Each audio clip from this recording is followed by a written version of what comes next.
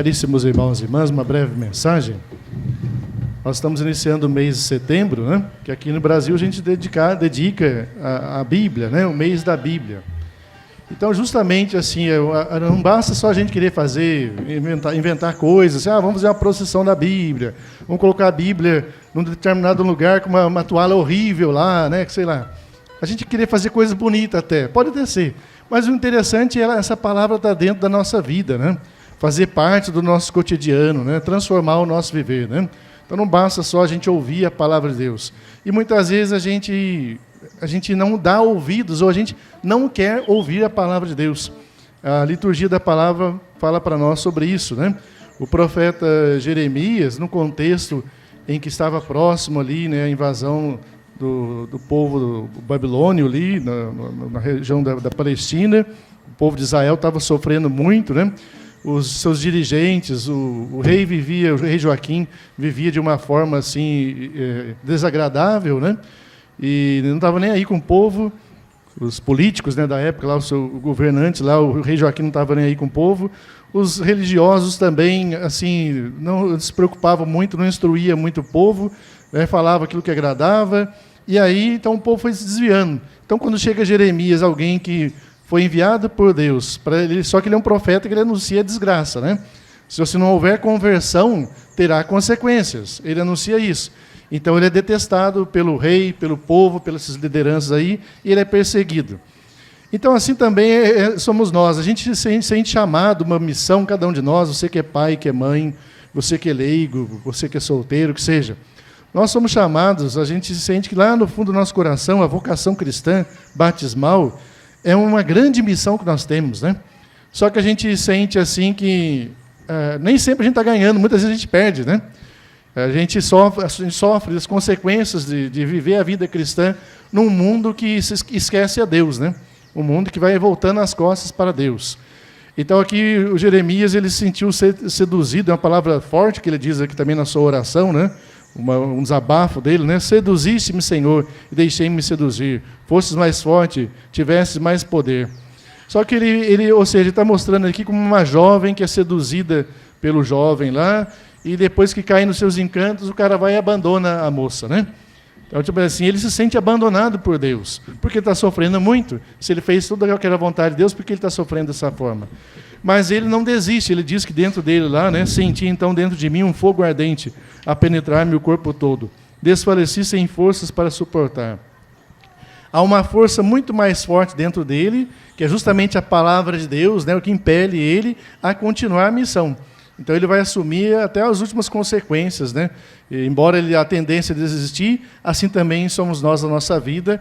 Nós temos a tentação de entender que se a gente participa da missa, se a gente reza um pouquinho aqui, tudo vai bem na nossa vida. Mas nem sempre é assim, né? Não basta isso, né? A gente viu o jovem rico lá que tinha tudo, né? Cumpria todos os mandamentos, mas sabia que não bastava aquilo para ele ter a vida eterna, né? Era uma pessoa boa, um santo. Mas ele precisava de algo ainda. E aí ele não dá o passo seguinte. Aqui Jesus vai falar no Evangelho também para nós isso, né? Pedro lá, em nome da comunidade, lá dos apóstolos, quando Jesus pergunta quem ele diz que ele é, ele pergunta, e vocês, quem diz que eu sou? Aí ele diz, tu és o Messias, o Filho do Deus vivo. Então Jesus fica contente e fala, não foi um ser humano que revelou isso para você, foi o Pai que revelou.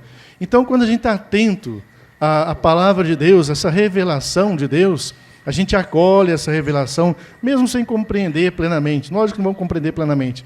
Mas se a gente acolhe com fé essa palavra, né, ali a gente vai ser pedra que edifica a igreja de Cristo. Quando Jesus falou, sob esta pedra edificarei a minha igreja. E a igreja ela tem como missão, ela vai ensinando isso para nós, né? Nós devemos nos colocar a serviço de Deus. Senhor, que queres que eu faça? Do contrário, essas comunidades que vão falando assim, que Deus que vai fazer servir você, aí está mostrando que nós é que estamos no centro. Né? Então, está errado isso aí. Então, aqui, Jesus ele mostra ali que Pedro acertou. Só que ele começa a anunciar, então, a partir desse momento, dizendo que ele devia ir para Jerusalém, lugar onde ele não é bem quisto lá. Ele começou o povo a ter inveja dele, né, as lideranças religiosas, tramam a morte de Jesus, ele sabe que ele está indo em direção à morte, mas diz que ele é necessário ir lá. Ele vai sofrer muito, vai sofrer rejeição da parte lá dos sacerdotes, sumos sacerdotes, mestres da lei, dos anciãos do povo, mas ele vai morrer e vai ressuscitar o terceiro dia. Aí Pedro pensa, não, nunca te aconteça, Deus não permite acontecer. Aí, quando a pessoa quer ouvir os projetos dela, não os projetos de Deus, ela acaba se tornando pedra de tropeço. Jesus, vai de reto, vai para trás. Quem segue Jesus tem que se colocar atrás de Jesus, não dizer o que Jesus tem que fazer. Então, aqui, a palavra de Jesus não é agradável, porque ele falando assim, que ele vai enfrentar a cruz, ele está dizendo que o discípulo vai ter que seguir o mesmo caminho. E ele deixa bem claro, quem quiser me seguir, não é obrigado, mas quem quiser me seguir, renuncie a si mesmo, tome a sua cruz e me siga. Então, essa parte, é lógico que é desagradável, na sociedade, o mundo, a gente tem uma compreensão assim de que a gente tem que ganhar a vida, né? A gente tem que se realizar.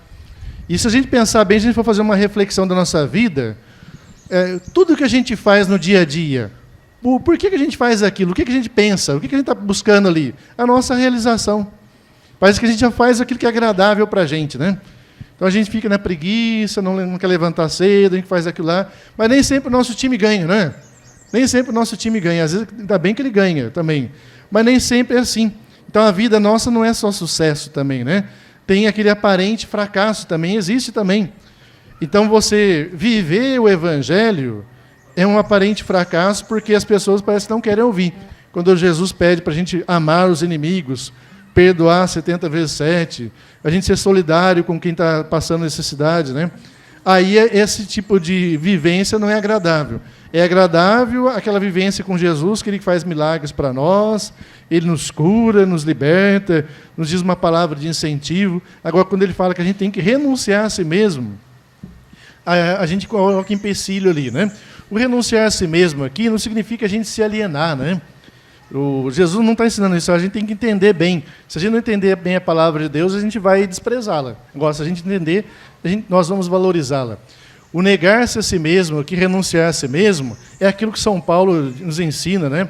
A gente tem que deixar assim o homem velho morrer em nós para surgir um homem novo, um ser humano novo, né?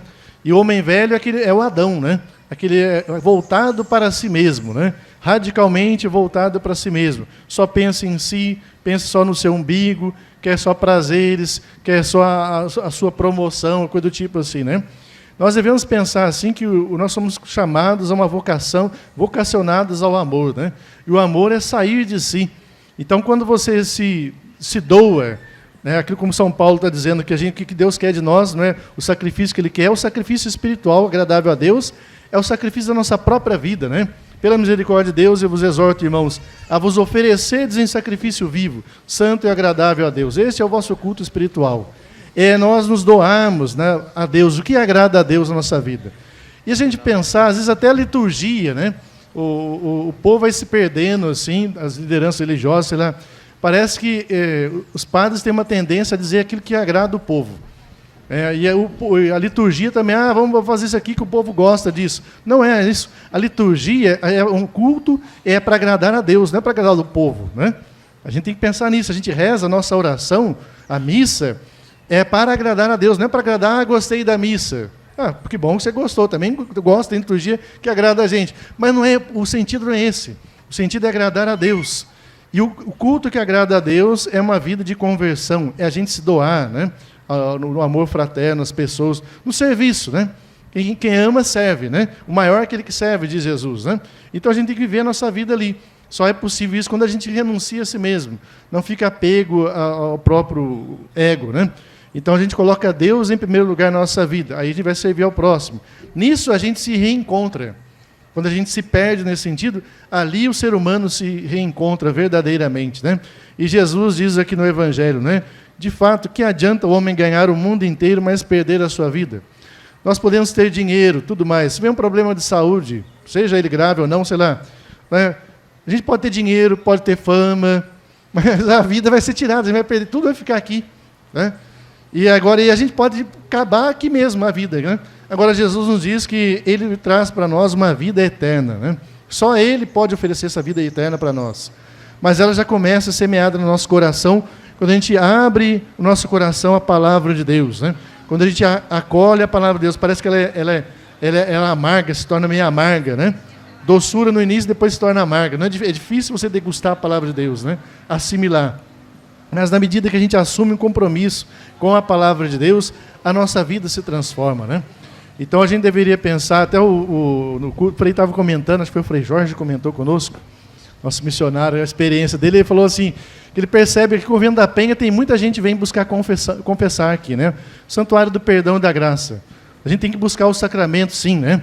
Mas tem gente que sempre confessa as mesmas coisas, toda semana confessa só para comungar, não está vivendo bem os sacramentos, né, da reconciliação, ou seja, confessou, mas não se reconciliou, não buscou a conversão, e não adianta. O Frei Jorge falou assim, ó, acho que eles deveriam assim, sugerir como penitência para a pessoa, impor como penitência, cada vez que a pessoa vir confessar, dá como penitência doar uma cesta básica para uma família pobre. Mais ou menos isso que o Frei falou, né? Aí vamos ver se o pessoal vai vir toda semana confessar. Não, tem que se confessar sim. Venha. Faça fila aqui, né? Que aí não vai, a pobreza vai acabar. Mas assim, aí quando toca no bolso, aí a pessoa vai pensar bem, puxa, eu tenho que mudar minha vida. Porque é muito fácil, você parece que é automático. Bastou me confessar, Deus me perdoou. Tá, mas você não reparou o pecado. Vai continuar vivendo não reconciliado com Deus. Por isso que a gente cai novamente no pecado. Precisamos de conversão. Por isso que a gente precisa aqui assumir a nossa cruz, a nossa realidade. Seguir Jesus é seguir as consequências do amor, né? E o amor, quem ama sofre, né? Você se preocupa com o outro, você quer o bem do outro, você se doa ao outro, se entrega para o outro, né? Então o caminho do amor é um caminho exigente, não é fácil, o amor é exigente, né?